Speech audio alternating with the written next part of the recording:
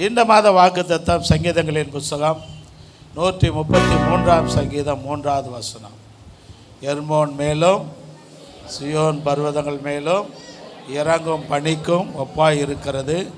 அங்கே கர்த்தர் என்றென்றைக்கும் ஆசீர்வாதத்தையும் ஜீவனையும். இதுதான் வாக்குத்தத்தம். கர்த்தருக்கு ஸ்தோத்திரம். கர்த்தருக்குள் பிரியமான தேவனுடைய பிள்ளைகளே, கர்த்தர் தம்முடைய வார்த்தையின்படி நமக்கு என்றென்றைக்கும் உள்ள ஆசீர்வாதத்தை தர வேண்டும் என்று சொன்னால் தேவனுடைய பிள்ளைகளாகிய நீங்களும் நானும் ஒன்று செய்ய வேண்டும். முதல் வசனத்தை வாசிக்கலாம்.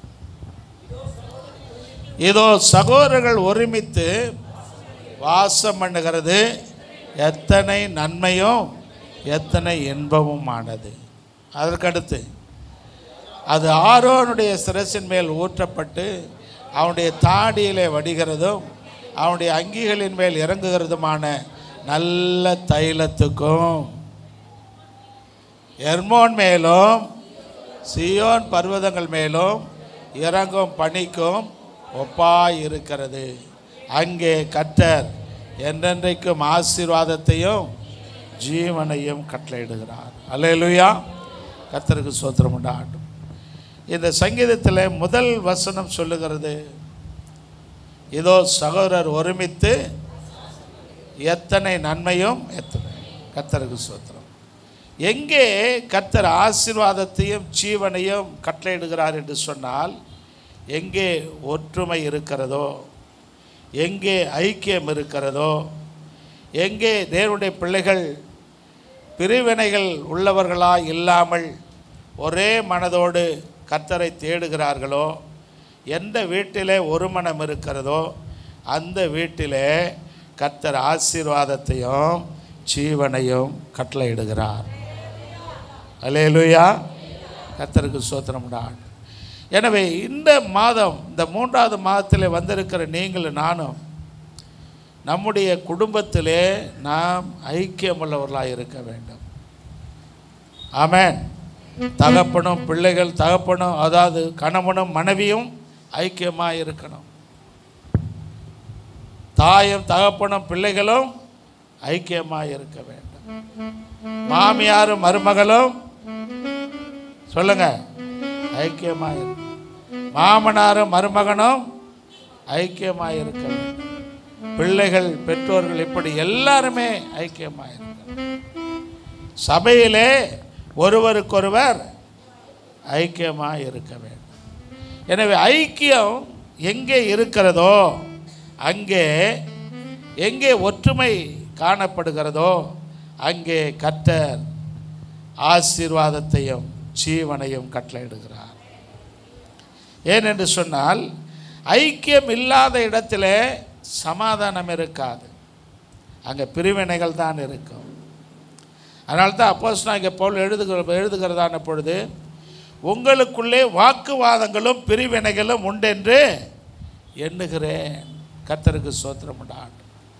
நிறைய வீடுகளில் வாக்குவாதங்கள், நிறைய வீடுகளில் பிரிவினைகள், கணவனுக்கும் மனைவிக்கும் வாக்குவாதங்கள், பெற்றோர்களுக்கும் பிள்ளைகளுக்கும் வாக்குவாதங்கள், பிரிவினையை உண்டு பண்ணுகிற அளவுக்கு அவருடைய வார்த்தைகள் தடித்து போகிறது.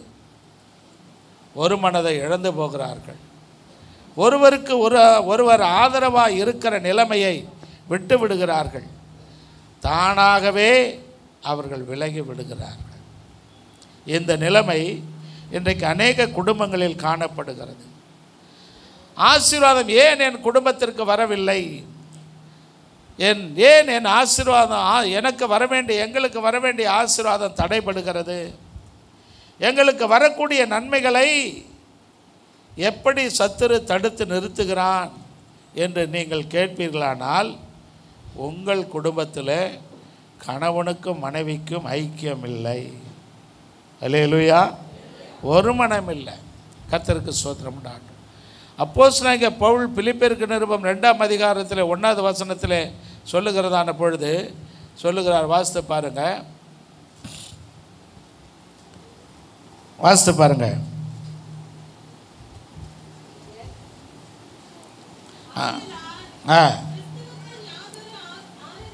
கிறிஸ்துவுக்குள் யாதொரு ஆறுதலும், அன்பினாலே யாதொரு தேறுதலும், ஆவியினால் யாதொரு ஐக்கியமும், யாதொரு உருக்கமான பட்சமும், இரக்கங்களும் உண்டானால் நீங்கள் ஏக சிந்தையும் ஏக அன்புள்ளவர்களுமாய் இருந்து இசைந்த ஆத்துமாக்களாய் ஒன்றையே சிந்தித்து, ஆமென். எப்பொழுது உங்கள் குடும்பத்திலே கணவனுக்கும் மனைவிக்கும் பிரிவினைகள் இருக்கிறதோ, எப்பொழுது ஆறுதலும் தேறுதலும் இல்லையோ, எப்பொழுது அரவணைப்பும் அன்பும் கெட்டு போய் விடுகிறதோ, எப்பொழுது அன்பான ஐக்கியம் இல்லாமல் காணப்படுகிறதோ, அப்பொழுது நீங்கள் கர்த்தருடைய சந்தோஷத்தை குறைத்து விடுகிறீர்கள். ஆண்டவர் சந்தோஷமாக இருந்தால் தானே உங்களை ஆசீர்வதிப்பார். Price the Lord. ஆண்டவர் எப்படி இருந்தால் உங்களை ஆசீர்வதிப்பார்? அவர் சந்தோஷமாக இருக்கணுங்க. ஆண்டவர் சந்தோஷப்படுத்த விரும்பினால் நீங்கள் உங்கள் வீடுகளிலே உங்கள் குடும்பத்தில் கணவனும் மனைவியும் ஐக்கியமாக இருந்தால் கர்த்தர் சந்தோஷப்படுவார். ஒற்றுமையாக இருந்தால் சந்தோஷப்படுவார். ஒருமித்து வாழ்ந்தால் கர்த்தர் சந்தோஷப்படுவார். ஒரு மனம் இருந்தால் கர்த்தர் சந்தோஷப்படுவார்.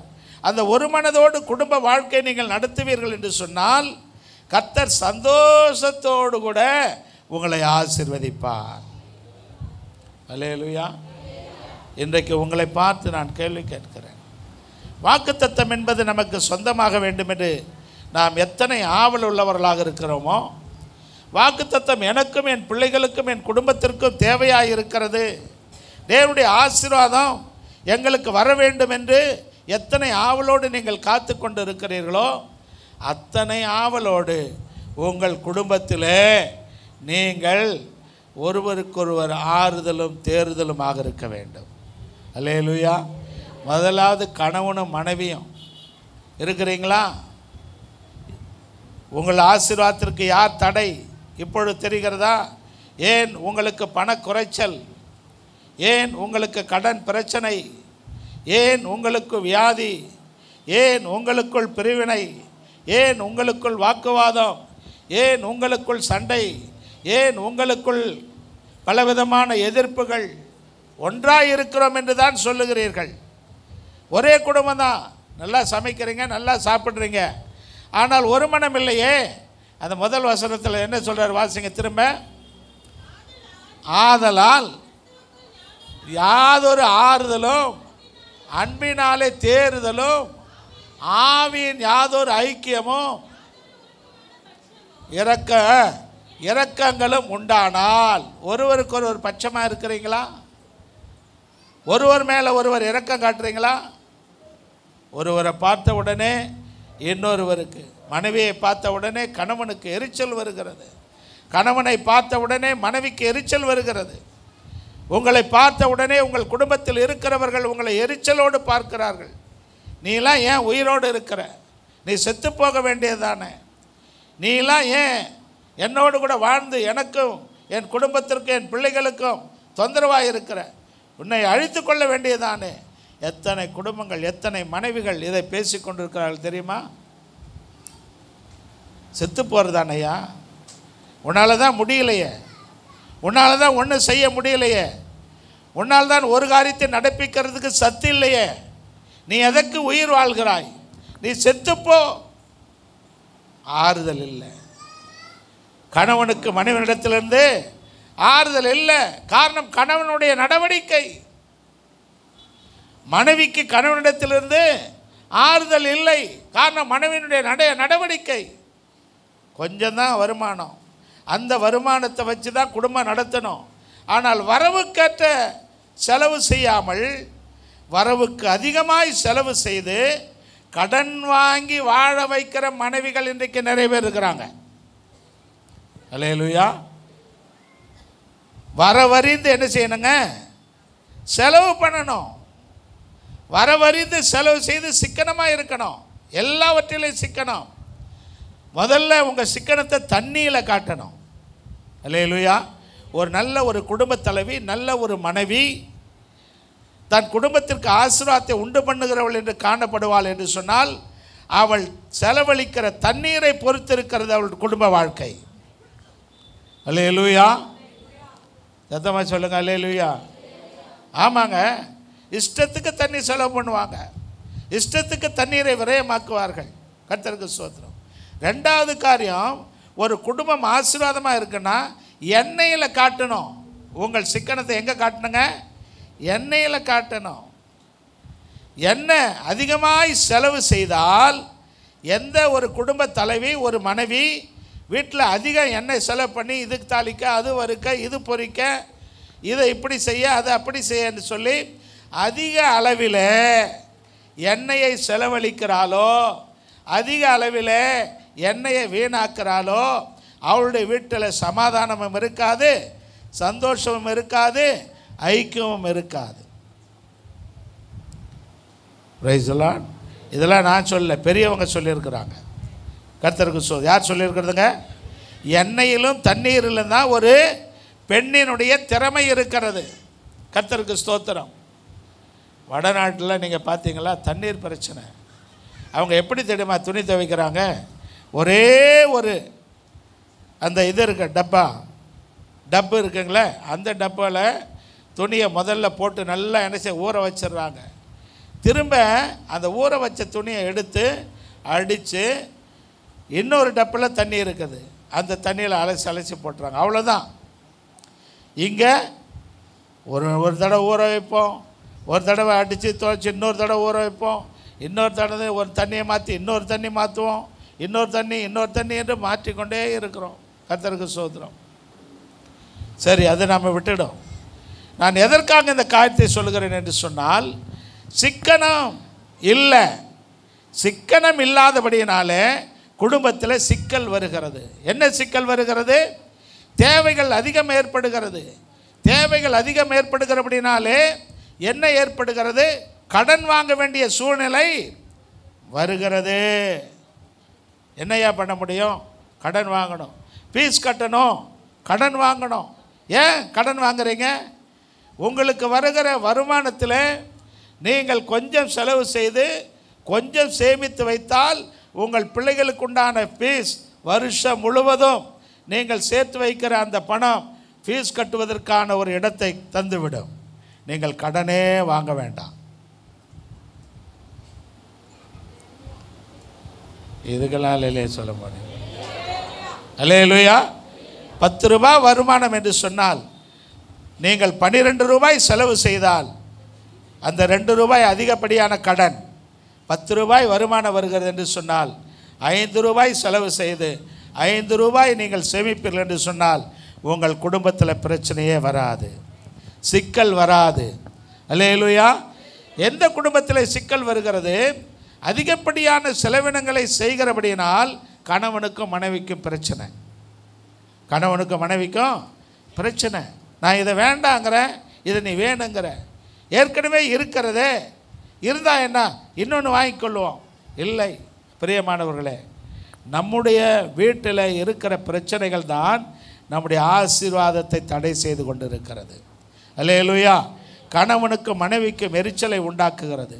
கணவன் சம்பாதிக்கிறதை சரியான விதத்தில் செலவு பண்ணாதனால் மனைவியின் மீது கணவனுக்கு எரிச்சல். சரியான விதத்தில் வேலைக்கு போகாமல் வெட்டி வேலை பார்த்து கொண்டு இருந்த இடத்திலே அமர்ந்து கொண்டு 3 வேளையும் சாப்பிட வேண்டும் என்று விரும்புகிற கணவனாலே தான் மனைவிக்கு பிரச்சனை வருகிறது, எரிச்சல் வருகிறது. ஆனபடினாலே அந்த வீட்டில் என்ன நடக்குதுங்க? சண்டை நடக்குது, சமாதானம் நடக்குது. அங்கே ஒருவருக்கொருவர் பட்சமாக இல்லை, ஒருவருக்கொருவர் ஐக்கியமாக இல்லை, ஒருவருக்கொருவர் அன்பாக இல்லை, ஒருவருக்கொருவர் ஐக்கியத்தோடு இணைந்து தேவனை தேடுகிறவர்களாக இல்லை. ஆனபடினாலே எங்கே ஐக்கியம் இல்லையோ அங்கே ஆசீர்வாதம் இல்லை. இந்த மாதத்திலிருந்து உங்களுக்கு ஆசீர்வாதத்தை கர்த்தர் தருவேன் என்று சொல்லுகிறார். அந்த ஆசீர்வாதத்தை நீங்கள் பெற்றுக்கொள்ள வேண்டுமானால் இன்று முதல் கணவனும் மனைவியும் இணைந்து உங்கள் குடும்பத்தின் காரியங்களை சிக்கனமாய் செய்ய வேண்டும். Praise the Lord. சேர்ந்து முடிவெடுக்கணும், சேர்ந்து செயல்படணும். அது ரெண்டு. அது மாத்திரமல்ல, இந்த காரியம் மட்டுமல்ல, ஒரு கணவனும் மனைவியும் இணைந்து ஜெபிக்க வேண்டும். நீங்கள் கணவனும் மனைவியுமாக இணைந்து ஜெபிக்கும் போது உங்கள் பிள்ளைகள் உங்களை கவனிக்கிறார்கள். Price the Lord. என்ன செய்கிறாங்க? அப்பா அம்மா என்ன செய்கிறாங்க? ஜெபம் பண்ணுறாங்க. ஆனபடினாலே நானும் என்ன செய்ய வேண்டும்? ஜெபம் பண்ண வேண்டும். இன்றைக்கு எத்தனை வீட்டில் கணவனும் மனைவியும் இணைந்து ஜெபிக்கிறீங்க? ஜெபிக்கிறவங்களாம் ஒரு அலையிலே சொல்லுங்கள். ஒரு சிலர் தான். கை தூக்குங்க, நல்ல தப்பு இல்லை. ஒரு நல்ல கை தூக்கப்பா. கணவன் என்ன கல்யாணம் ஆயிடுச்சாடா தம்பி மோகன்? என்னடா கணவனும் வாலிய பையன் எத்தனை கணவனும் மனைவி இணைந்து ஜெபிக்கும் கை தூக்குறான். ஒருவேளை தெரியாத கல்யாணம் பண்ணிட்டியாடா தம்பி? கர்த்தருக்கு ஸ்தோத்திரம். அல்லேலூயா. கணவனும் மனைவியும் எத்தனை பேர் இப்போ கை தூக்குங்க. மனைவிகள் கை தூக்குங்க. கணவன்மார்கள் கை தூக்குங்க. நிச்சயம் உங்களுக்கு வரக்கூடிய ஆசீர்வாதம் தடைபடாது. அல்லேலூயா. இப்போ நிறைய பேர் கை தூக்கல. காரணம் என்ன? பிரச்சனைகள், போராட்டங்கள், எதிர்ப்புகள், ஒற்றுமை இல்லை, ஒருமித்து வாழவில்லை, ஒருமித்து ஜீவனம் பண்ணவில்லை. ஆனபடினாலே ஆசீர்வாதம் தடைபடுகிறது. எனவே ஐக்கியமும் யாதொரு உருக்கமான பட்சமும் இரக்கங்களும் உண்டானால், அடுத்த வசனம், 2வது வசனம், நீங்கள் ஏக சிந்தையும் ஏக அன்புள்ளவர்களுமாக இருக்க வேண்டும். அல்லேலூயா. கணவனும் மனைவியும் மட்டுமல்ல, பிள்ளைகளும் கூட தாய் தகப்பனோடு இணைந்து ஏக சிந்தையாக இருக்க வேண்டும். அப்பா அம்மா சொல்கிறது இன்றைக்கி எந்த பிள்ளைகளும் என்ன செய்கிறது இல்லைங்க? கேட்குறது. எங்களுக்கு கல்யாணம் ஆகிடுச்சு, எங்களுக்கு மனைவி வந்துடுச்சு, எங்களுக்கு குழந்தைங்கள் வந்துட்டாங்க, நாங்கள் ஏன் இனி உங்கள் பேச்சை கேட்கணும்? நானே ஒரு குடும்பத் தலைவன், என் மனைவி குடும்பத் தலைவி, எனக்கு பிள்ளைகள், நீங்கள் ஏன் இன்னும் எங்களை குழந்தைகளைப் போல நடத்துகிறீர்கள், நடத்த பார்க்கிறீர்கள், குழந்தைகளைப் போல எண்ணுகிறீர்கள் என்று இன்றைக்கு நிறைய திருமணமான பிள்ளைகள், ஆண் பிள்ளைகள், பெண் பிள்ளைகள் தங்கள் தாய்க்கும் தகப்பனுக்கு எப்படி நிற்கிறாங்க? எதிர்த்து நிற்கிறார்கள். அன்பு இல்லை. கர்த்தருக்கு ஸ்தோத்திரம். எங்களுக்கு தெரியும், எங்கள் குடும்பத்தை நடத்த எங்களுக்கு தெரியும், எங்கள் பிரச்சனைகளை செய்து கொள்ள எங்களுக்கு தெரியும், எங்கள் பிரச்சனைகளை எதிர்கொள்ள, எங்களுக்கு வருகிற காரியங்களை மேற்கொள்ள எங்களுக்கு அறிவு இருக்கிறது. இல்லாதபடினால தானப்பா அப்பா அம்மா சொல்கிறாங்க, தம்பி இப்படி இருப்பா. ஏன் தாயும் தகப்பனும் அடிக்கடி உங்களுக்கு புத்தி சொல்லுகிறார்கள்? காரணம் உங்கள் மீது இருக்கிற அன்பினாலே. ஆனால் அந்த அன்பை இன்றைக்கு பிள்ளைகள் ஏற்றுக்கொள்ளுகிறது இல்லை. ஐக்கியமாய் நடப்பதற்கு வேண்டிய காரியங்களை தகப்பனும் தாயும் சொல்லும்போது, ஐக்கியமாய் இருப்பதற்கு வேண்டிய, ஒற்றுமையாய் வாழ்வதற்கு வேண்டிய காரியங்களை தகப்பனும் தாயும் பேசும்போது இன்றைக்கு அநேக பிள்ளைகள் எதிர்த்து நிற்கிறார்கள். அல்லேலூயா. ஆமாம், அன்புள்ளவர்களாக இல்லை, இசைந்த ஆத்துமாக்களாக இல்லை. இசைந்த ஆத்துமாக்கள் என்று சொன்னால் என்ன? ஒன்றையே சிந்திக்கிறது, ஏக சிந்தை. கணவன் ஒரு காரியத்தை பேசினால் மனைவிக்கும் அதே சிந்தை இருக்க வேண்டும். Praise the Lord. கணவன் ஒன்றை பேசணும், மனைவி ஒன்றை பேசினால் அங்கே பிரச்சனைகள் ஏற்படுகிறது, அங்கே வாக்குவாதங்கள் ஏற்படுகிறது, அங்கே ஏக சிந்தை இல்லாமல் போய்விடுகிறது, அங்கே ஒற்றுமை குலைக்கப்படுகிறது, அங்கே தாறுமாறான எண்ணங்கள் உருவாகிறது, அங்கே பிரச்சனைகளினாலே குடும்பத்திலே கணவனுக்கும் மனைவிக்கும் பெற்றோர்களுக்கும் பிள்ளைகளுக்கும் பிரிவினை வந்து விடுகிறது. இப்படி பிரிவினையோடு வாழ்கிறவர்களை பார்த்து கர்த்தர் சந்தோஷப்படுவாரா? கர்த்தர் சந்தோஷப்படுவாரா? கர்த்தர் சந்தோஷப்படுவாரா? சொல்லுங்கள், கர்த்தர் சந்தோஷப்படுவாரா? உங்களை பார்த்து, உங்கள் குடும்பத்தை பார்த்து, உங்கள் பிள்ளைகளை பார்த்து கர்த்தர் சந்தோஷப்படுவாரா? எங்கே எந்த குடும்பத்தை பார்த்து, எந்த குடும்பத்தின் பிள்ளைகளை பார்த்து, எந்த குடும்பத்தின் ஐக்கியத்தை பார்த்து கர்த்தர் சந்தோஷப்படுகிறாரோ அங்கே தேவனுடைய ஆசீர்வாதம் பனியை போல் இறங்கும். தேவனுடைய ஆசீர்வாதம் எப்படி இறங்கும்? இந்த 3வது மாதம் முதற்கொண்டு தேவனுடைய ஆசீர்வாதம் உங்களுக்கு பனியை போல் இறங்க வேண்டுமானால் நீங்கள் ஏக சிந்தையுள்ளவர்களாய், அன்புள்ளவர்களாய், ஒரே காரியத்தை சிந்தித்து ஒரே காரியத்தை பேசுகிறவர்களாக, வாக்குவாதம் இல்லாதவர்களாக, எந்த காரியத்திலேயும் தனிமைப்படுத்தாமல் உங்களை வேற்றுமைப்படுத்தி கொண்டு நீங்கள் ஒரு காரியத்தை, கணவன் ஒரு காரியத்தை, பிள்ளைகள் ஒரு காரியத்தை நீங்கள் பேசுகிறவர்களாக இருப்பீர்கள் என்று சொன்னால் தேவன் சந்தோஷமாக இருக்க மாட்டார். வருமானமே கெட்டு போயிடும். அல்லேலூயா. வரக்கூடிய ஆசீர்வாதம், தேவனுடைய ஆசீர்வாதம் பனியை போல் இறங்காது, பாறாங்கல்ல போல் உங்கள் மேலே இறங்கும். அல்லேலூயா.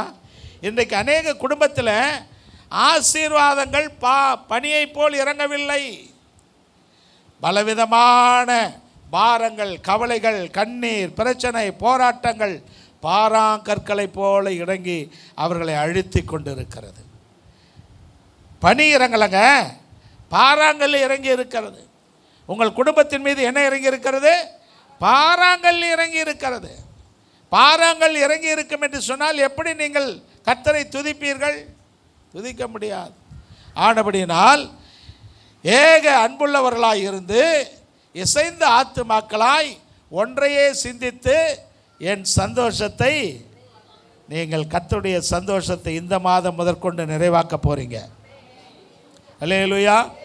இப்பொழுது கேட்ட வார்த்தைகள் உங்களை, உங்கள் குடும்பத்தை ஒற்றுமைப்படுத்துகிறது. இன்று முதல் நீங்கள் கணவனும் மனைவியும் ஐக்கியமாக இருக்க போகிறீர்கள்.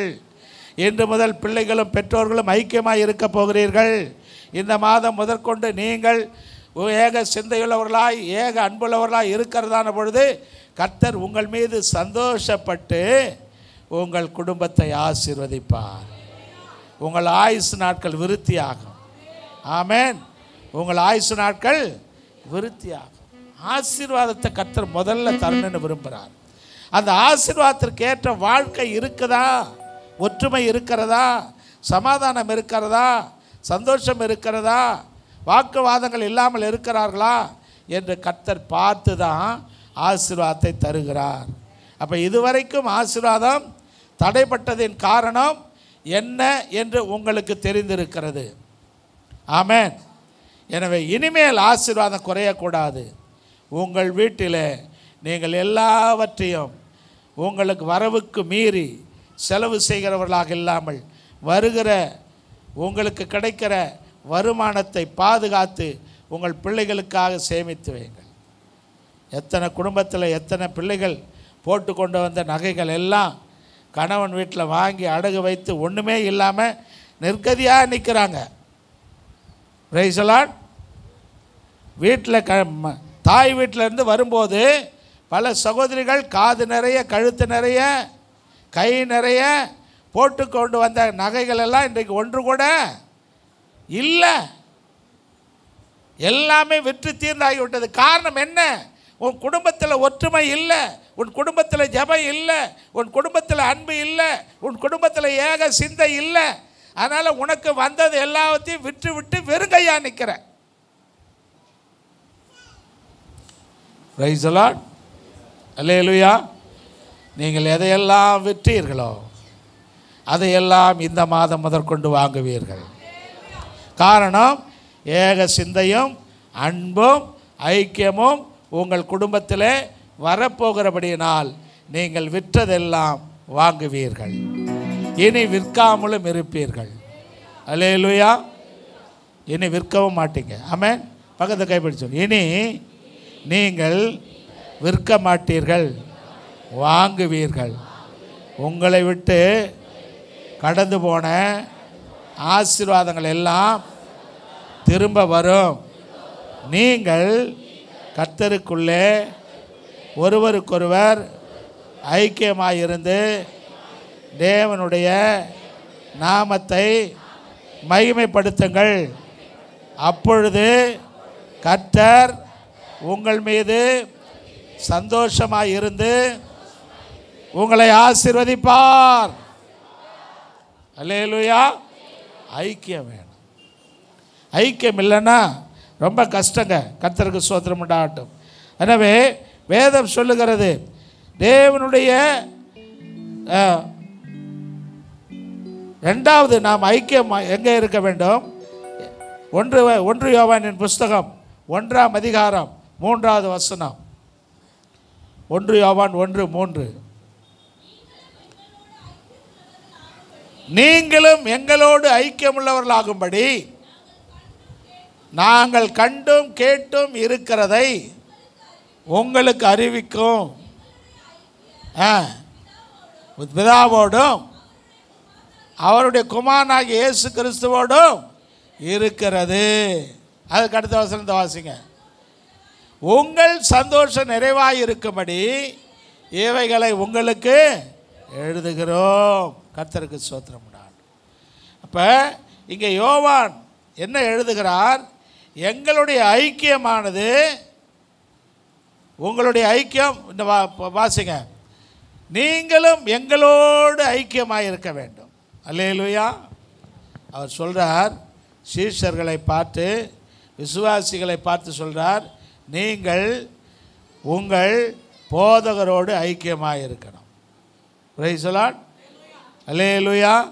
நீங்கள் யாரோடு ஐக்கியமாக இருக்கணும்? உங்கள் போதகரோடு ஐக்கியமாக இருக்கணும்.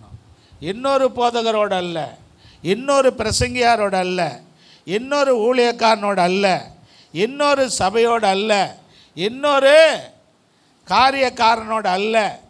உங்களுக்கு கர்த்தர் கொடுத்த கர்த்தருடைய சபையின் ஊழியக்காரனோடு முதலாவது உங்கள் ஐக்கியம் இருக்கணும். Praise the Lord. ஆசீர்வாதம் வேண்டுமா? முதலாவது உங்கள் ஊழியக்காரனோடு ஐக்கியமாக இருங்க. Praise the Lord. அல்லேலூயா. உங்கள் ஊழியக்காரர்கள் உங்களுக்காக சந்தோஷத்தோடு விண்ணப்பம் பண்ண வேண்டும். Praise the Lord. உங்கள் ஊழியக்காரர்கள் உங்களை குறித்து சந்தோஷமாய் ஜெபிக்க வேண்டும். எபிரேயர் நிருபத்தில் நான் வாசிக்கிறதான பொழுது அப்படித்தான் வேதம் சொல்லுகிறது. என்ன சொல்லுகிறது? நாங்கள் உங்களுக்காக வேண்டுதல் செய்யும்படி என்று ஒரு வசனம் வருகிறது. கர்த்தருக்கு ஸ்தோத்திரம் உண்டாகட்டும். அல்லேலூயா. இந்த எபிரேயர் நிருபத்தில் உங்களை நடத்துகிறவர்கள் விசனமாக இருக்காதபடி, வாசிங்க அந்த வசனத்தை. உங்களை நடத்துகிற ஏஞ்சல் கண்டுபிடிச்சிட்டியா? அதுதான் வாசிக்கணும்.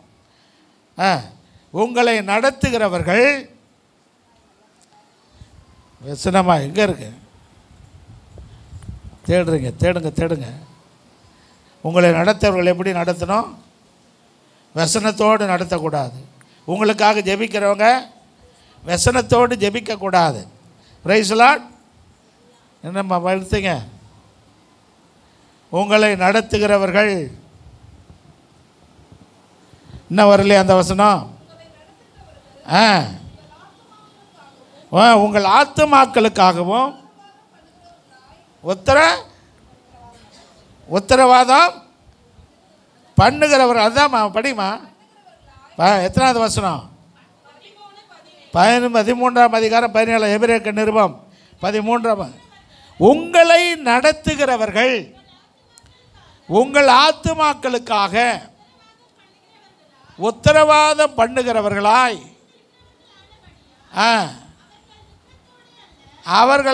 அவர்கள் துக்கத்தோடு அல்ல, சந்தோஷத்தோடு அதை செய்யும்படி அவர்களுக்கு கீழ்ப்படிந்து அடங்குங்கள். அவர்கள் துக்கத்தோடு அப்படி செய்தால் அது உங்களுக்கு பிரயோஜனமாக இருக்க மாட்டாதே. Price the Lord. அல்லேலூயா. இப்போ உங்களை நடத்துகிறவர்கள் எப்படி நடத்தணும்? உங்களை நடத்துகிறது யார்? உங்கள் போதகர், உங்கள் ஊழியக்காரர். கர்த்தருக்கு ஸ்தோத்திரம் உண்டாகட்டும். உங்களை முதலாவது யோவான் சொல்லுகிறார், உங்களுடைய ஐக்கியம் எங்களோடு இருக்க வேண்டும். உங்கள் காரியங்கள் எங்களுக்கு தெரியப்படுத்த வேண்டும். நீங்கள் துக்கப்படுகிறீர்களா? அந்த துக்கம் என்ன என்பதை எங்களுக்கு தெரியப்படுத்தணும். உங்களுக்கு பிரச்சனையா? பிரச்சனை என்ன என்பதை தெரியப்படுத்த வேண்டும். உங்களுக்கு கஷ்டங்களா? கஷ்டம் என்ன என்று எங்களுக்கு தெரியப்படுத்த வேண்டும். காரணம், உங்களுக்காக பாரத்தோடு ஜெபிக்க நாங்கள் எப்பொழுதும் ஆயத்தமாக இருக்கிறோம். அல்லேலூயா. எந்த காரியமானாலும் என்னுடைய அன்பு சகோதரன், என் அன்பு சகோதரி என்னோடு கூட அதை பகிர்ந்து கொள்கிறார்கள். நான் அவர்களுக்காக பாரத்தோடு ஜெபிக்கிறேன். Price the Lord. உங்கள் சூழ்நிலைகளிலே மாற்றங்கள் வரும்போது அதை உங்களை நடத்துகிறவர்களோடு நீங்கள் பகிர்ந்து கொள்ள வேண்டும். Praise the Lord. நீங்கள் என்ன நினைக்கிறீங்க? ஒரு காரியமும் சொல்ல மாட்டீங்க. ஆனால் எங்களை ஐயா பார்க்கல, அம்மா பார்க்கல, எங்களுக்காக ஜெபம் பண்ண எங்கள் வீடு தேடி வரலை, எங்களை விசாரிக்கவில்லை என்று யார் மேலே குற்றம் சுமத்துறீங்க? இந்த ஐயா வரமாட்டார். நீங்கள் எப்போ கூப்பிட்டு எப்போ வரல, நீங்கள் எப்பொழுது அழைத்து எந்த பிரச்சனையில் அகப்பட்டு, எந்த சோதனையில் அகப்பட்டு, எந்த வேதனையான காரியங்கள் நெருக்கங்கள் உங்கள் வாழ்க்கையில் ஏற்பட்டு நீங்கள் கடந்து போகிற போது உங்களை சந்திக்க நாங்கள் வராமல் இருந்தோம். நீங்கள் அழைத்து நாங்கள் வராமல் இருந்தோமா? இல்லை. ஆனால் நீங்கள் அழைப்பதே இல்லை. ரெண்டாவது, உங்கள் காரியங்களை நீங்கள் எங்களோடு பகிர்ந்து கொள்வதே இல்லை. கர்த்தருக்குள் பிரியமான தேவனுடைய பிள்ளைகளே, ஆசீர்வாதம் முதலாவது வரணும்னா உங்கள் குடும்பத்தில் நீங்கள் ஐக்கியமாக இருக்கணும்.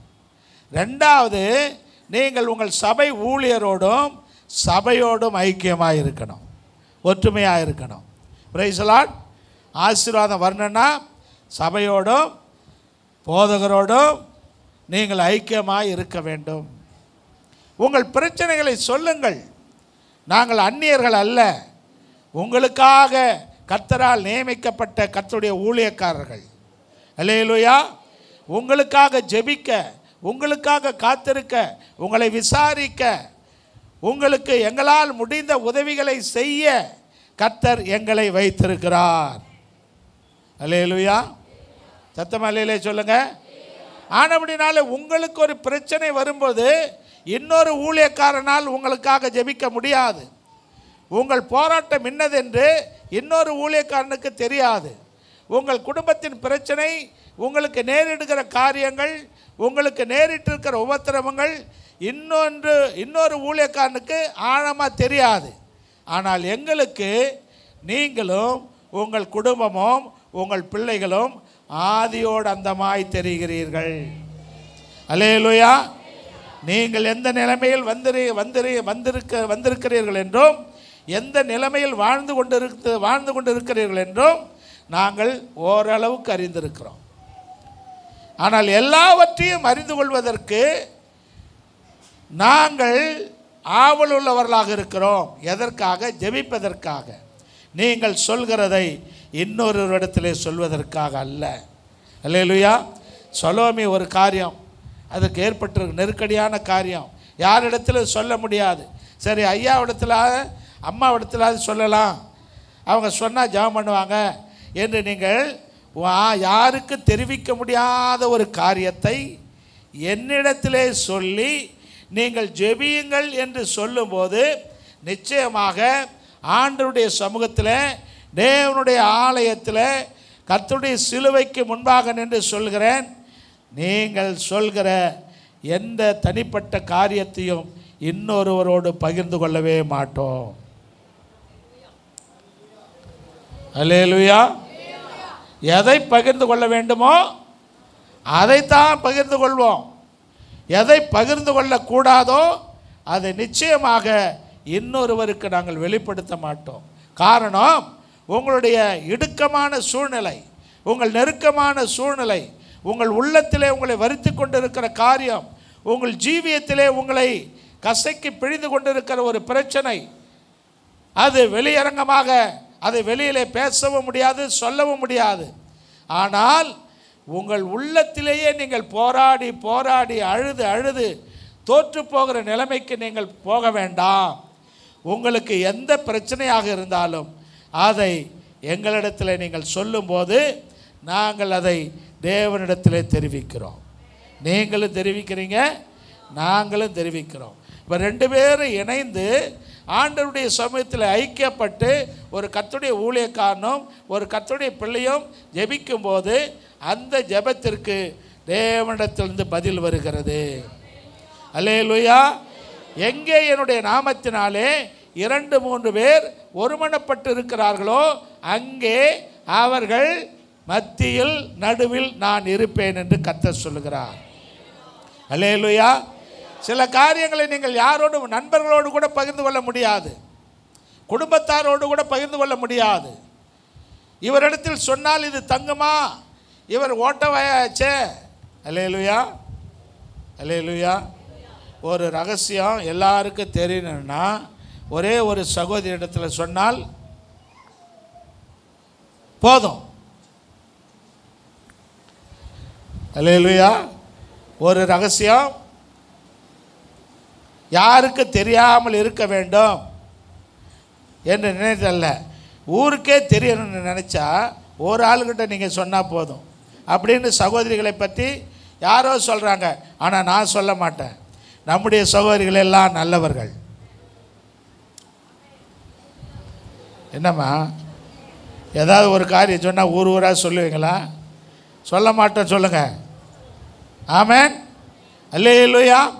இன்றைக்கும் கூட ரோமன் கத்தோலிக்க சபைகளில் தங்களுக்கு இருக்கிற பிரச்சனைகளை, பாவங்களை கர்த்தரிடத்தில் அவர்கள் அறிக்கையிடுகிறதில்லை, சொல்லுகிறதில்லை. எங்கே போய் சொல்லுகிறார்கள்? ஃபாதர் இடத்துல போய் ரகசியமாக உட்காந்து சொல்கிறாங்க. கர்த்தருக்கு ஸ்தோத்திரம். எதற்காக அந்த காரியம் சொல்லப்பட்டிருக்கிறது? நீங்கள் தேவனுடைய ஊழியக்காரர்களோடு ஐக்கியமாக இருக்க வேண்டும். அவர்கள் உங்களுடைய விடுதலைக்காக ஜெபிக்கிறவர்கள், அவர்கள் உங்கள் நன்மைக்காக தேவ சமூகத்தில் நிற்கிறவர்கள், அவர்கள் உங்களுக்காக தேவனிடத்தில் பரிந்து பேசுகிறவர்கள். பிரைஸ் தி லார்ட், அல்லேலூயா. ஆனபடியால் தான் இந்த யோவான் எழுதுகிறார், உங்களுடைய ஐக்கியம் முதலாவது எங்களோடு இருக்கணும், எங்களோடு இருக்க வேண்டும். எங்களிடத்தில் சொல்லுங்கள், நாங்கள் உங்களுக்காக ஜெபிக்க ஆயத்தமாக இருக்கிறோம். கர்த்தருக்கு ஸ்தோத்திரம் உண்டாகட்டும். முதலாவதாக ஆண்டவர் ஆசரிப்பு கூடாரத்தை உருவாக்கி அதிலே பலிகளை செலுத்தி தேவனுக்கு ஆராதனை செய்வதற்கென்று ஆரோன் என்கிறதான ஒரு மனிதனை, மோசேயினுடைய சகோதரனை கர்த்தர் தெரிந்தெடுத்தார். அவனை தெரிந்தெடுத்து அவனுக்குரிய ஆடை வஸ்திரங்களை எல்லாம் கர்த்தர் என்னென்ன பிரகாரம் இருக்க வேண்டும் என்று சொல்லி வடிவமைத்து, இப்படித்தான் அவன் உடுத்த வேண்டும், இப்படித்தான் அவன் காணப்பட வேண்டும் என்கிற ஒரு நியதியை கட்டளையிட்டார். அப்படி கட்டளையிடுகிறதான பொழுது நீ ஆரோனுக்கு ஒரு மார்பதக்கத்தை உண்டு பண்ண வேண்டும். ஆரோனுக்கு என்ன செய்யணுங்க? ஒரு மார்பதக்கத்தை உண்டு பண்ண வேண்டும். அந்த மார்பதக்கத்தில் 12 கோத்திரத்தின் பெயர்களும் எழுதப்பட வேண்டும். அந்த மார்பதக்கத்தில் என்ன எழுதப்படணும்? 12 கோத்திரத்தின் பெயர்களும் எழுதப்பட வேண்டும். இந்த 12 கோத்திரங்களின் பெயர்களை ஏன் எழுத வேண்டும் என்று சொன்னால், ஒவ்வொரு முறையும் ஆரோன் மகா பரிசுத்த ஸ்தலமாகிய என்னுடைய உடன்படிக்கை பெட்டி இருக்கிற கேருபீன்கள் சேராபீன்கள் வாசம் பண்ணுகிறதான அந்த மகா பரிசுத்த ஸ்தலத்திற்குள் ஆரோன் பலி செலுத்தி இரத்தத்தை எடுத்துக்கொண்டு அவன் அந்த ஸ்தலத்திற்குள் நுழைகிறதான பொழுது இந்த 12 கோத்திரத்தின் பெயர்களும் ஆரோனுடைய கழுத்திலே அவன் போட்டு இருக்கிற பதக்கத்தில் இருக்கிற 12 கோத்திரத்து பெயர்களும் என்னுடைய மகா பரிசுத்த ஸ்தலத்திலே அது வந்து தெரியும். அல்லேலூயா. அப்பொழுது ஆரோனுடைய மார்பதக்கத்தில் பதிக்கப்பட்டிருக்கிற உங்கள் கோத்திரங்களின்படியே, உங்கள் வம்சங்களின்படியே நான் உங்களுக்கு ஆசீர்வாதத்தை கட்டளையிடுவேன். அல்லேலூயா. சத்தமல்லையிலே சொல்லுங்க. அப்ப ஆரோனுடைய அந்த மார்பதக்கத்திலே எல்லா கோத்திரங்களின் பெயர்களும் எழுதப்பட்டு அவன் மகா பரிசுத்த ஸ்தலத்திற்குள் பிரவேசித்து கர்த்தருடைய சமூகத்தில் வேண்டுதல் செய்கிறதான பொழுது எல்லா கோத்திரங்களின் பெயர்களும் அங்கே தேவனுடைய சன்னிதானத்தில் தெரிவிக்கப்படுகிறது. அப்பொழுது ஒவ்வொரு கோத்திரத்தின் தேவையும், ஒவ்வொரு வம்சத்தின் தேவையையும், ஒவ்வொரு குடும்பத்தின் தேவையையும், ஒவ்வொரு தனிப்பட்ட மனிதனுடைய காரியங்களையும் கர்த்தர் விசாரிக்கிறவராய் இருந்து அவர்களை ஆசீர்வதிக்கிறார். அல்லேலூயா. அதுபோல தேவனுடைய பிள்ளைகளாய் இருக்கிற நீங்களும் நானும் தேவனுடைய சமூகத்தில் ஐக்கியமாக இருக்கும்போது உங்களுடைய பெயர்களை, உங்களுடைய குடும்பத்தின் பெயர்களை, உங்களுடைய பிரச்சனைகளை, உங்கள் போராட்டங்களை, உங்கள் நெருக்கங்களை, உங்கள் கவலைகளை, உங்கள் பாரங்களை, உங்கள் வியாதிகளை, உங்களுக்கு இருக்கிறதான சகல விதமான காரியங்களையும் நாங்கள் தேவ சமூகத்திலே கொண்டு போய் வைக்கிறோம். அல்லேலூயா. எங்கே கொண்டு போய் வைக்கிறோம்? ஆமாம், அரசாங்கத்திடத்தில் இல்லை, பிரதமர் இடத்துல அல்ல, முதலமைச்சர் இடத்துல அல்ல, கலெக்டர் இடத்துல அல்ல, தாசில்தார் இடத்துல அல்ல, கவுன்சிலர் இடத்துல அல்ல, தேவ சமூகத்திற்கு கொண்டு போகிறோம். அல்லேலூயா. பிரதமர் மாறி போய் விடுவார், முதலமைச்சர் மாறி போய் விடுவார், கலெக்டர்கள் மாறி போய் விடுவார்கள், கவுன்சிலர்கள் மாறி போய் விடுவார்கள். ஆனால் ஆண்டவர் எபிரேயருக்கு நிருபத்தில் 13ஆம் அதிகாரத்தில் சொல்லப்பட்ட வார்த்தையின்படி கர்த்தராகிய இயேசு கிறிஸ்து நேற்றும் இன்றும் என்றும் மாறாதவராயிருக்கிறார். அல்லேலூயா. அவர் நேற்றும் மாறவில்லை, இன்றும் மாறவில்லை, நாளைக்கும் மாற மாட்டார். மாறாத அவரிடத்தில் உங்கள் மாற்ற முடியாத துக்கங்களை கொண்டு போகிற போது, நாங்கள் கொண்டு போய் ஜெபிக்கிற போது கர்த்தர் உங்களுக்கு விடுதலையை தருகிறார். அல்லேலூயா. அதனால தான் யோவான் சொல்லுகிறார், உங்களுடைய ஐக்கியம் யாரோடு இருக்க வேண்டும்?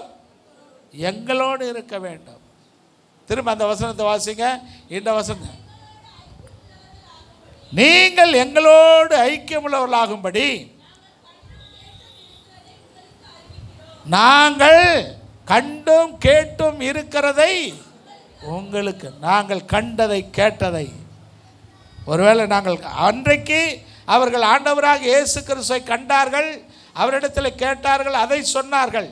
இன்றைக்கு நாங்கள் வேதத்தின்படி உங்களைப் போலவே இயேசுவை பரிபூர்ணமாய் காண்கிறோம். அல்லேலூயா. வேதம் சொல்லுகிறது, ஆகார் சொன்னால் என்னை காண்கிறவரை நானும் கண்டேன். அல்லேலூயா. இப்போ என்னை காண்கிறவர் உங்களையும் காண வேண்டும். அதற்காக நாங்கள் என்ன செய்கிறோம்? உங்கள் ஐக்கியத்தை எங்களோடு நீங்கள் இன்னும் உறுதிப்படுத்தி கொள்ள வேண்டும் என்று விரும்புகிறோம். அப்படி எங்களுடைய ஐக்கியம், நீங்கள் எங்களோடு ஐக்கியமாக இருக்க வேண்டும். எங்களுடைய ஐக்கியம் யாரோடு இருக்கிறது? பிதாவோடும் அவருடைய குமாரனாகிய இயேசு கிறிஸ்துவோடும் இருக்கிறது. அல்லேலூயா. எங்களுடைய ஐக்கியம் எங்கே இருக்கிறது? பிதாவோடும் குமாரனாகிய இயேசு கிறிஸ்துவோடும் இருக்கிறது. எனவே இந்த மத்தியான நேரத்தில் கர்த்தருடைய சமூகத்தில் வந்திருக்கிற அன்பு சகோதரனே, சகோதரியே, உங்களுக்காக வேண்டுதல் செய்கிறவர்களோடு உங்கள் ஐக்கியம் இருக்க வேண்டும். இப்பொழுது எபிரேயர் 13ஆம் அதிகாரம், அதை வாசிங்க. உங்களை நடத்துகிறவர்கள் உங்கள் ஆத்துமாக்களுக்காக உத்தரவாதம் பண்ணுகிறவர்களாய் விழித்திருக்கிறவர்களானபடியால் அவர்கள் துக்கத்தோடு அல்ல, சந்தோஷத்தோடு அதை செய்யும்படி அவர்களுக்கு கீழ்ப்படிந்து அடங்குங்கள். அவர்கள் துக்கத்தோடு அப்படி செய்தால் அது உங்களுக்கு பிரயோஜனமாக இருக்க மாட்டாதே. Obey them that have the rule over you and submit yourselves, for they watch for your souls. For they watch for your souls, as they that must give account, that they may do it with joy and not with grief, for that is unprofitable for you. அல்லேலூயா. அது உங்களுக்கு பிரயோஜனம், unprofitable. அது உங்களுக்கு எப்படி இருக்காது? லாபமாக இருக்காது. அல்லேலூயா. இப்படி சொன்னால் அது பிரயோஜனமாக இருக்க மாட்டாது. ஆங்கிலத்தில் அழகாக சொல்லியிருக்கிறாங்க, அது அன்ப்ராஃபிட்டபிள், அது லாபகரமாக இருக்காது. ஒரு கர்த்தருடைய ஊழியக்காரன், ஒரு கர்த்தருடைய தேவனுடைய ஊழியக்காரனோடு நீங்கள் ஐக்கியமாக இருந்து உங்கள் காரியங்களை, துக்கங்களை சொல்லுகிறதான பொழுது அவன் உங்களுக்காக வேண்டுதல் செய்கிறான். அப்பொழுது அந்த ஆசீர்வாதம் பனியை போல், அல்லேலூயா, உங்கள் துக்கங்களை மாற்றுகிற ஆசீர்வாதம் உங்கள் துயரத்தை மாற்றுகிற ஆசீர்வாதம், உங்களுக்கு இருக்கிற இடுக்கண்களை மாற்றுகிற ஆசீர்வாதம், உங்கள் கடன் பிரச்சனைகளை மாற்றுகிற ஆசீர்வாதம், உங்கள் வியாதியை சுகமாக்குகிற ஆசீர்வாதம், உங்களுக்கு உங்களுடைய பிரச்சனைகளுக்கு முடிவு உண்டாக்குகிற ஆசீர்வாதம் ஒரு தேவனுடைய ஊழியக்காரனுடைய ஜெபத்தின் மூலம் வருகிறது. அல்லேலூயா, அல்லேலூயா. அதனால தான் முதலாவது குடும்பத்தில் ஐக்கியமாக இருங்க, ரெண்டாவது ஊழியக்காரனோடும் சபையோடும் ஐக்கியமாக இருங்க. இப்படி ரெண்டு விதமான ஐக்கியத்தை நீங்கள் செய்கிறதான பொழுது உங்கள் சந்தோஷம் நிறைவாகத்தக்கதான ஆசீர்வாதத்தை கர்த்தர் உங்களுக்கு தருவார். அல்லேலூயா. நீங்கள் நினைப்பதற்கும் வேண்டுவதற்கும் அதிகமானதை கர்த்தராகிய இயேசு தருவார். அல்லேலூயா. இந்த 3ஆம் மாதத்தில் மார்ச் மாதத்தில் வந்திருக்கிற அன்பு சகோதரனே சகோதரியே, நீங்கள் நினைப்பதற்கும் வேண்டுவதற்கும் அதிகமான ஆசீர்வாதம் உங்களுக்கு வரப்போகிறது. ஆசீர்வாதம் மட்டுமல்லங்க, கர்த்தர் ஆசீர்வாதத்தை கொடுத்து உங்களை எடுத்துக்கொள்ள மாட்டார். கர்த்தர் ஆசீர்வாதத்தை கொடுத்து உங்களை அனுபவிக்க வைப்பார். அல்லேலூயா. கர்த்தர் உங்களுக்கு கொடுக்கிற ஆசீர்வாதத்தை நீங்கள் அனுபவிக்கணும். அல்லேலூயா. அது துக்கத்தோடு அல்ல, துயரத்தோடு அல்ல, வேதனையோடு அல்ல. கர்த்தர் உங்களுக்கு தருகிற ஆசீர்வாதத்தை நீங்கள் அனுபவிக்க வேண்டுமானால் உங்களுக்கு ஆயுசு நாட்கள் வேண்டும். அல்லேலூயா. உங்களுக்கு என்ன வேண்டுங்க? ஆயுசு நாட்கள், உயிர் வேணுங்க. உயிர் இருந்தால் தாங்க கர்த்தருடைய ஆசீர்வாதத்தை என்ன செய்ய முடியும்? அனுபவிக்க முடியும். கர்த்தர் தருகிற நன்மைகளை அனுபவிக்க உயிர் வேணும், ஜீவன் வேண்டும். அந்த ஜீவனை கர்த்தர் இந்த மாதத்திலிருந்து உங்களுக்கு அதிகப்படுத்தி தருகிறார். உங்கள் ஜீவிய நாட்கள் பெருகுகிறது, உங்கள் ஆயுசு நாட்கள் பெருகுகிறது, உங்கள் ஆசீர்வாதங்கள் பெருகுகிறது போலவே உங்கள் ஆயுசு நாட்களும் பெருகுகிறது. அல்லேலூயா. உங்களுக்கு வரக்கூடிய நன்மைகள் பெருகுகிறது போலவே உங்களுக்கு வரக்கூடிய வயசு, உங்களுக்கு இருக்கக்கூடிய வயது அது இன்னும் கூடிக்கொண்டே போகும். அல்லேலூயா. கர்த்தர் தருகிற ஆசீர்வாதத்தை அனுபவிக்காமல் நீங்கள் இந்த உலகத்தை விட்டு போக மாட்டீங்க. அல்லேலூயா. சத்தமாக சொல்லுங்க. வீடு இல்லையா? வீடு தரப்போகிறார். பணம் இல்லையா? பணம் தரப்போகிறார். பொருள் இல்லையா? கர்த்தர் பொருள் தரப்போகிறார். அல்லேலூயா. எது இல்லை எல்லாவற்றையும் தருவார். ஆதாம், நான் 1ஆம் தேதி அதிகாலையில் சொன்னேன், கர்த்தர் ஆதாமை உருவாக்கி அவனுக்குள் ஜீவனை கொடுப்பதற்கு முன்பதாகவே எல்லாவற்றையும் சிருஷ்டித்து அவனுக்காக சேமித்து வைத்து விட்டார்.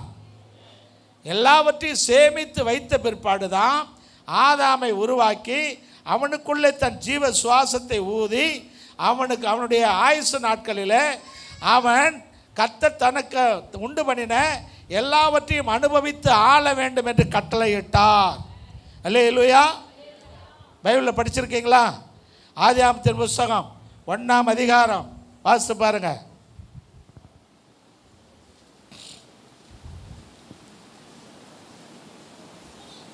இருபத்தெட்டாவது வசனம்.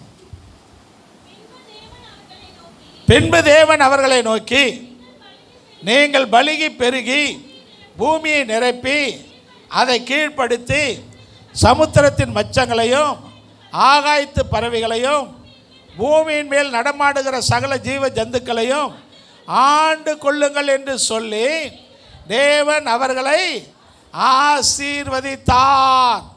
அல்லேலூயா. கர்த்தருக்கு ஸ்தோத்திரம். வாழ்கிற எல்லாவற்றின் மேலும் and God blessed them and God said to them, be fruitful and multiply and replenish the earth. பூமி என்ன செய்யுங்க? replenish the earth and subdue it and have dominion. கண்ணு வெளிச்சத்தில் தெரிய மாட்டேங்குது. அல்லேலூயா. Dominion over the fish of the sea and over the fowl of the air and over every living thing that moves on the earth. அல்லேலூயா. இந்த பூமியில் நான் உண்டு பண்ணி வைத்திருக்கிற எல்லாவற்றையும் நீ அனுபவிக்கும்படி உனக்கு ஜீவனை கொடுத்திருக்கிறேன். அல்லேலூயா. இந்த பூமியில் உள்ள ஆசீர்வாதங்கள் உனக்கு சொந்தமாகும்படி உன் ஆயுசு நாட்களை விருத்தி அடைய பண்ணுகிறேன். அல்லேலூயா. ஆனபடினாலே இந்த மாதத்தில் கர்த்தர் ஆசீர்வாதத்தையும் ஜீவனையும் கட்டளையிடுகிறார். ஆசீர்வாதமும் வரும், உங்கள் ஜீவனும் ஜீவன் வர்றதில்லை, நீடித்த நாட்களாக இருக்கும். உங்கள் ஜீவன் சீக்கிரம் எடுத்துக்கொள்ளப்படாது. ஆமென். நீங்கள் நன்றாய் உயிர் வாழ்வீர்கள், நீங்கள் நன்றாய் சாப்பிடுவீர்கள், நீங்கள் நன்றாய் திருப்தியாக இருப்பீர்கள். அதற்காகவே ஆதாமுக்கு அப்படி செய்தார். ஆதாமுக்கு அப்படி செய்தது போலவே இயேசு கிறிஸ்து மூலமாக கர்த்தர் நமக்கும் அப்படி செய்திருக்கிறார். யோவான் எழுதின சுவிசேஷம் 10ஆம் அதிகாரத்தில் வாசிக்கிறோம். திருடன் திருடவும் கொல்லவும் அழிக்கவும் வருகிறானே அன்றி வேறொன்றுக்கு வரான். நானோ அவைகளுக்கு ஜீவன் உண்டாயிருக்கவும் அது பரிபூர்ணப்படவும் வந்தேன். அல்லேலூயா. கர்த்தர் உங்களை பரிபூர்ண ஆசீர்வாதத்தினால் நிரப்புவார். நீங்கள் திருப்தியாக வாழும்படி, உங்களுக்கு ஜீவன் உண்டாயிருக்கும்படி இயேசு தன் ஜீவனை கொடுத்தார். அல்லேலூயா. நீங்களும் நான் பிழைத்திருக்கும்படி, நீங்களும் நான் சுகமாய் இருக்கும்படி பிதாவாகிய தேவன் குமாரனாகிய இயேசு கிறிஸ்துவை நமக்காக தந்தார். அந்த இயேசு கிறிஸ்து உங்களுக்கும் எனக்கும் பரிபூர்ணமான ஆசீர்வாதங்களை கட்டளையிட்டிருக்கிறார். அந்த பரிபூர்ணமான ஆசீர்வாதங்களை நீங்கள் அனுபவித்து தான் இந்த உலகத்தை விட்டு போவீர்களே தவிர, உங்களுக்கு கர்த்தர் கொடுத்திருக்கிற ஆசீர்வாதங்களை நீங்கள் அனுபவிக்காமல் இந்த உலகத்தை விட்டு போக மாட்டீர்கள். பக்கத்து பிதாவாகிய தேவன் ஆண்டவராகிய இயேசு கிறிஸ்துவின் மூலமாக நீங்கள் பரிபூர்ணப்பட்டு திருப்தி அடைந்து சுகமாய் வாழ்வதற்கும் ஆசீர்வாதமாய் இருப்பதற்கும் உங்கள் ஜீவனை, உங்கள் உயிரை கர்த்தர் எடுக்க மாட்டார். நீங்கள் நீடித்து வாழும்படி உங்களை ஆசீர்வதிப்பார். அல்லேலூயா. இந்த மாத ஆசீர்வாதம் கர்த்தர் என்ன செய்கிறார்? கர்த்தர் ஆசீர்வாதத்தையும் ஜீவனையும் கட்டளையிட்டார். எல்லாரும் சொல்லுங்க, கர்த்தர் எனக்கு ஆசீர்வாதத்தையும் ஜீவனையும் கட்டளையிடுகிறார். பக்கத்தில் கைப்பிடிச்சு சொல்லுங்க, கர்த்தர் உங்களுக்கு ஆசீர்வாதத்தையும் ஜீவனையும் கட்டளையிடுகிறார். நீங்கள் திருப்தியாக வாழ்ந்து பரிபூர்ண ஆசீர்வாதத்தோடு சுகமாயிருப்பீர்கள். நான் சொன்ன மாதிரி சொல்லணும், சுகமாயிருப்பீர்கள். அல்லேலூயா. கர்த்தருக்கு நாம் அவர் 7 மணி இருக்கோம். நமக்கு எல்லாருக்கும் ஆகாரம் இருக்கிறது, அதனால தான் கொஞ்சம் லேட்டாக போச்சு. கவலைப்படாதீங்க. என்ன நிறைய ஐக்கியத்தை பற்றி பேசணுன்னு விருப்பப்பட்டேன், சமயம் இல்லை. அடுத்த தடவை பார்க்கலாம். எல்லோரும் எழுந்துடல, டக்குன்னு எழுந்துடலுங்க. என்ன சாப்பாடு முடியும், நல்லா அது முடிஞ்ச சாப்பாடு சாப்பாடு.